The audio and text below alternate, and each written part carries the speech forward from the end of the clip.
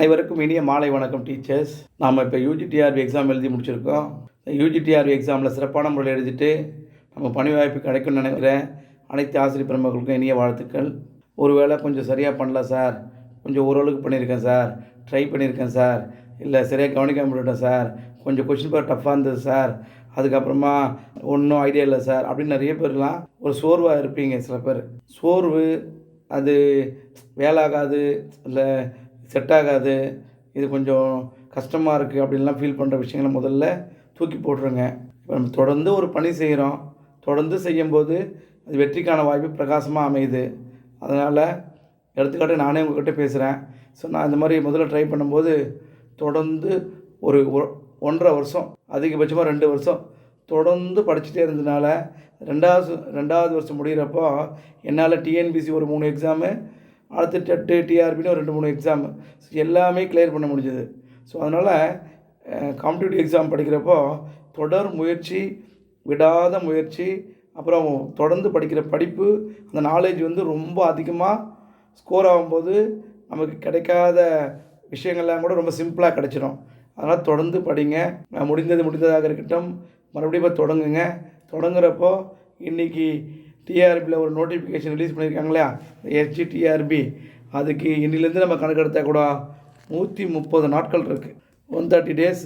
So யூஜிடிஆர்பியாக ரொம்ப சீக்கிரமாக கொடுத்துட்டாங்க. எஸ்ஜிடிஆர்பி பொறுத்த வரைக்கும் 130 நாட்கள் இருக்குது, குறைஞ்சபட்சம் 4 மாதங்கள் உங்களுக்கு கொடுத்துருக்காங்க. ஸோ அதனால் நீங்கள் வெரி வெல் ப்ரிப்ரேஷனை பண்ணால் ஸ்டேட்டில் 10 ரேங்க்குள்ளே எல்லாராலையும் கட்டாயம் வர முடியும். அதனால் நீங்கள் இன்னிலேருந்தே உங்கள் ஒர்க்கை ஸ்டார்ட் பண்ணுறீங்க. எஸ்ஜிடிஆர்பி நோட்டிஃபிகேஷனை கேள்விப்பட்டிங்கன்னா அடுத்து உட்காந்துட்டா போதும்.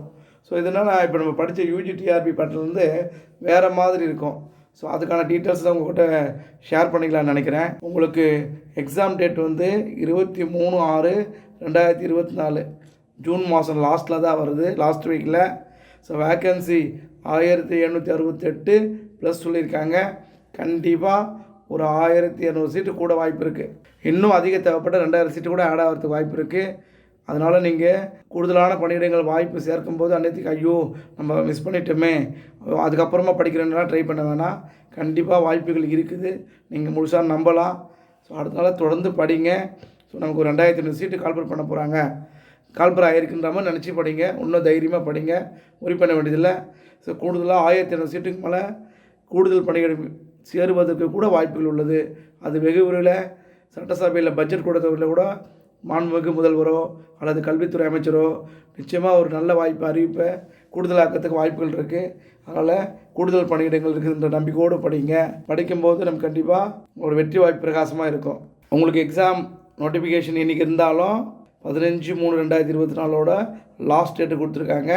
ஸோ 2 நாளில் அப்ளிகேஷன் ஓப்பன் ஆகிடும். ஸோ அதனால் டெட் பேப்பர் 1 கட்டாயம் பாஸ் பண்ணவங்க மட்டும்தான் இந்த எக்ஸாம் எழுத முடியும். ரெண்டாவது பார்த்திங்கன்னா இதுலேயும் தமிழ் எலிஜிபிள் டெஸ்ட் இருக்குது. அந்த தமிழ் எலிஜிபிள் டெஸ்ட்டுக்காக ஒரு புத்தகம் இருக்குது, 1000 வினாக்கள் இருக்குது. டிசிஏவில் தேவையான அந்த மெட்டீரியல் நோட்ஸை வாங்கிக்கங்க. 30க்கு உங்களுக்கு 27 கேள்விகள் டிசிஏ மெட்டீரியல்லேருந்து இடம்பெற்றிருந்தது, 3 தான் கொஞ்சம் மறைமுகமாக இருந்ததுன்னு சொன்னோம். ஸோ அதனால் நீங்கள் 100% தமிழ் எலிஜிபிள் டெஸ்ட்டுக்கு இந்த 10ஆம் வகுப்பு தரத்தில் இருக்க இந்த ஒரு புக்கை நீங்கள் முன்னாடியாக யாராவது மைனாரிட்டி பீப்புள்ஸ், அதை மைனாரிட்டியாக இருக்கிற லாங்குவேஜ் மலையாளம், துரு அல்லது இந்த மாதிரி படிக்கிறவங்களோ அல்லது இங்கிலீஷ் படித்தவங்களோ தமிழில் கொஞ்சம் ரொம்ப இதுவாக இருக்குனீங்கன்னா தமிழ் வாங்கி முன்னாடியே படிச்சிருங்க. ஏன்னா இப்போ சமீபத்தில் இப்போ ஒரு கேண்டிடேட் ஃபோன் பண்ணார், அவர் 110 மார்க் சப்ஜெக்டில் போட்டிருக்காரு. ஆனால் தமிழில் இந்த 1 முதல் 20 வரைக்கும் இருக்கு இல்லையா, அதில் அவர் 8 கொஸ்டின் தான் போட்டிருக்காரு. 8னா அவருக்கு 16 மார்க் வருது. அடுத்து 21 முதல் 30 இருக்கு இல்லையா, அதில் அவர் 3 மார்க் தான் சரி வருதுன்றார். அப்போது 19 மார்க் தான் வருது. 19 மார்க் எடுத்தவருக்கு 110 எடுத்தும் வேஸ்ட்டு. அவர் பணிக்கு போகக்கூடிய வாய்ப்புகளோ சந்தர்ப்பங்களோ 1000 மடங்கு கிடையாது. ஏன்னா அவங்க இந்த மாதிரி எடுக்கிறப்போ 20 மார்க் எடுத்தால் தான் எலிஜிபிள் கொடுக்குறான். அப்போ 1 மார்க் அவருக்கு கிடைக்கல. ஸோ அதனால் அந்த தமிழில் இருக்க அந்த 1 மார்க் கிடைக்காதனால 110 மார்க் எடுத்து அவருக்கு அந்த பேப்பரை வேல்யூவேஷன் பண்ண மாட்டாங்க. அதனால் இப்போ ஃபஸ்ட்டுலேருந்தே நீங்கள் அந்த புக்கை வாங்கி ஃபோக்கஸ் பண்ணி கொஞ்சம் படிச்சிட்டிங்கன்னா 2 பெனிஃபிட் இருக்கும். தமிழுக்கும் ப்ளஸ்ஸாக இருக்கும், உங்களுக்கு தமிழ் எலிஜிபிள் டெஸ்ட்டுக்கும் ப்ளஸ்ஸாக இருக்கும். முக்கியமாக தமிழ் நல்லா படிக்கிறவங்க எக்ஸாம் எழுதுறதுக்கு கவலை கிடையாது. இங்கிலீஷ் மட்டும் தெரிஞ்சவங்க, இல்லை கன்னடம் மட்டும் தெரிஞ்சவங்க, மலையாளம் மட்டும் தெரிஞ்சவங்க, இல்லை வேறு அதர் லாங்குவேஜ் தெரிஞ்சவங்க யாராவது கொஞ்சம் சிரமப்படுறவங்க யாராவது இருந்தால் கூட இந்த புக்கை நீங்கள் முன்னாடியே வாங்கி ஒரு வாட்டி கோத்ரூ பண்ணி படிக்கிறது நல்லது டீச்சர்ஸ். அடுத்ததான் இதில் அதே மாதிரி தான் கொடுத்துருக்காங்க. 30 கொஷின் இருக்கும், 30 நிமிஷம் இருக்கும், 50 மார்க் கொடுப்பாங்க. அதில் நீங்கள் பார்ட் 20 மார்க், அதாவது 40% கண்டிப்பாக எடுக்கணும். ஸோ அதனால் பார்ட் ஏ கட்டாயம் நீங்கள் பாஸ் பண்ணால் தான் பார்ட் பிக்கு போகன்றதுனால நிறைய டீச்சர்ஸ் இப்போது இந்த வாட்டி எக்ஸாமில் அந்த முதல்ல இருக்கிற அந்த 30 கொஷினுக்கே ரொம்ப அடிக்காதனால ரொம்ப சிரமப்பட்டு எழுதி டைமே நிறைய வேஸ்ட் பண்ணிட்டாங்க. ஒரு 15 நிமிடத்தில் எழுத வேண்டிய தேர்வு அவங்க கிட்டத்தட்ட அரை மணி நேரம் எடுத்த விட பரவாயில்ல 3/4 மணி நேரம் எழுதியிருக்காங்க நிறைய டீச்சர்ஸு. அதனால் இந்த தமிழில் நீங்கள் தாராளமயமாக்கலை கொடுத்து முன்னாடியே படிக்கிறது நல்லதுன்னு இந்த நேரத்தில் உங்கள்கிட்ட சொல்லிக்கிறேன் டீச்சர்ஸ். Next subject mark. நீங்கள் இப்போ படித்து எழுதுறது ஒவ்வொரு சப்ஜெக்ட்லேயும் உங்களுக்கு அந்த சப்ஜெக்டில் 150 மார்க் கொடுத்தாங்க. 150 தான் இப்போ கட்டாக எவ்வளோ சார், நான் பாஸ் ஆகும் சார், வேலைக்கு போகலான்னு கேட்டுட்ருக்கீங்க. ஸோ அது மாதிரி இங்கே வந்து இவங்களுக்கு என்னென்ன கொடுத்துருக்காங்கன்னு பார்த்தீங்கன்னா 150 மார்க் தான் கொடுத்துருக்காங்க. பார்ட் பிக்கு 31லேருந்து 180 வரைக்கும். பார்ட் பியில் 150 மார்க்கில் 30 பிரிக்கிறாங்க. எந்த மாதிரி சார் பிரிக்கிறாங்க அப்படின்னா மொத்தம் ஒவ்வொரு சப்ஜெக்ட்டுக்கும் தமிழில் 30 மார்க்கு, இங்கிலீஷுக்கு 30 மார்க்கு, மேத்தமெட்டிக்ஸுக்கு 30 மார்க்கு, சயின்ஸுக்கு 30 மார்க்கு, சோசியல் சயின்ஸுக்கு 30 மார்க்கு, டோட்டலாக 150 மார்க் கொடுக்குறாங்க. ஸோ அதனால் நம்ம கம்பல்சரி இது என்ன பண்ணுறோம், டெப்த்தாக படித்தே ஆகணும். இதில் பிசி, எம்பிசி, எஸ்சி, எஸ்டி இருக்க பீப்புள்ஸுக்கு 45 மார்க்காவது எடுத்துருக்கணும் அவங்க 150க்கு. அது கீழே இருந்தால் அவங்க பேப்பரை நோ யூஸ், வேலையை கொடுக்க மாட்டாங்க. ஸோ இதில் வந்து ஜென்ரல் கேட்டகரிக்கு 60 மார்க் எடுத்துக்கணும் அப்படின்ற மாதிரி சொல்லியிருக்காங்க.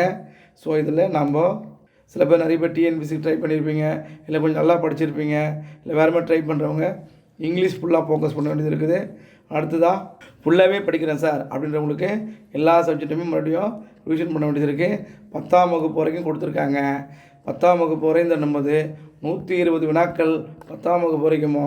மீதி எப்படி பார்த்தாலும் ஒவ்வொரு சப்ஜெக்ட்லேயும் கணக்கெடுத்தால் 5 25 IR 30 ஒரு 6 to 8 கொஷினு +1 +2 புக்கிலேருந்து தான் வரும்.